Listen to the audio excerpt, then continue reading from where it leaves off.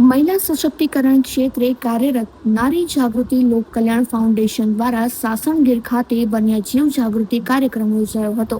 સંસ્થાના ટ્રસ્ટીઓ અને 500થી વધુ મહિલાઓએ પ્રવાસીઓને પ્લાસ્ટિક મુક્ત ગીર અને વન્ય પ્રાણીઓની રક્ષા માટે માર્ગદર્શન આપ્યું હતું. ભરતભાઈ વિષ્ણુસ્વામી અને અન્ય મહિલા અગ્રણીઓના નેતૃત્વમાં વન વિભાગના સહયોગથી યોજાયેલા આ કાર્યક્રમમાં જળ બચાવો અને પર્યાવરણ જતનનો પ્રેરક સંદેશ વહેતો કરવામાં આવ્યો હતો.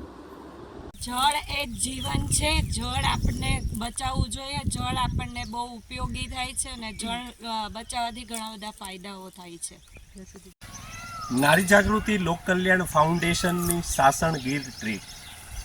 અમારી સંસ્થાનો હેતુ પ્રકૃતિ બચે, પર્યાવરણ બચે, વન્ય જીવન અને માનવ જીવનનો સમન્વય કેવી રીતે થાય, આ પ્રકૃતિનું રક્ષણ કેવી રીતે થાય, પર્યાવરણનું જતન કેવી રીતે થાય, એના ઉદ્દેશ્યો સાથે, એના હેતુઓ સાથે અમારી એક આ ભવ્ય ટૂર અને અમારી સંસ્થાની બહેનો દ્વારા એક લોક જાગૃતિ અભિયાન અંતર્ગત પ્રકૃતિ બચાવો, પર્યાવરણ બચાવો, જળ બચાવો, વન્ય જીવજંતુ, વન્ય પ્રાણીઓ સાથે કેવી રીતે વર્તવું જોઈએ એનો એક શુભ સંદેશ આજે નારી જાગૃતિ લોક કલ્યાણ ફાઉન્ડેશનની તમામ બહેનો દ્વારા આ લોકોને, જે લોકો જંગલમાં આવે છે, એન્જોયમેન્ટ કરવા આવે છે, પણ એને એ નથી ખબર અહીંયા પણ વન્ય જીવન છે, આ વૃક્ષ એ પણ પ્રકૃતિ, એ પણ એક જીવ સૃષ્ટિ છે, તો એ નાશ ન પામે.